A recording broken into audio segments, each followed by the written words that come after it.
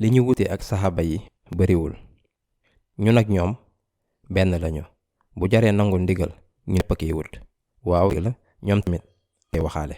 ñun tamit wala bu ñu joxee ndigal dañ koy waxaale bu baax. saxaaba yi ñoom it def nañu ko. nañu xool royukaay bii. rasulullah sallallahu alayhi wa sallam amoon na benn waxtaan ak saxaabi bu mag bii Abdallah ibn Amr ibn As radiyallahu anhuma ci waru sunna.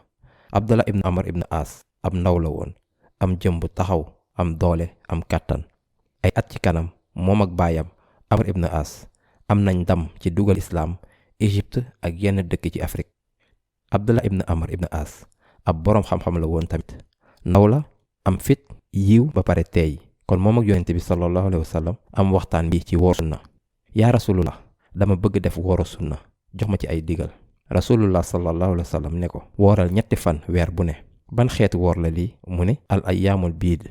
yaa rasulullah ndaw laa, mën naa ko 3 fan kese ci weer bi? déet waay, moo ngi waxaale. loolu mooy waxaale, dégg ngeen. rasulullah sallallahu alayhi wa sallam ni ko kon wooral altine ak alxames, lundi ak jeudi. su dee 3 fan ci weer bi dafa tuuti ci yow, kon wooral altine yi ak alxames yi. yokku naa woor bi ci weer bi.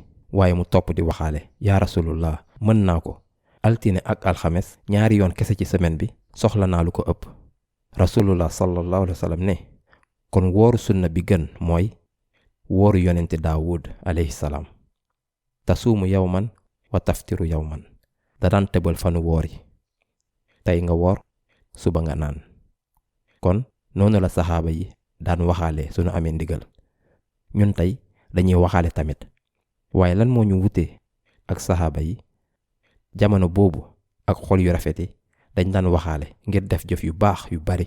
ñun nag jamono waxaalekat yi dañuy waxaale ngir tuuti li ñu neex kese.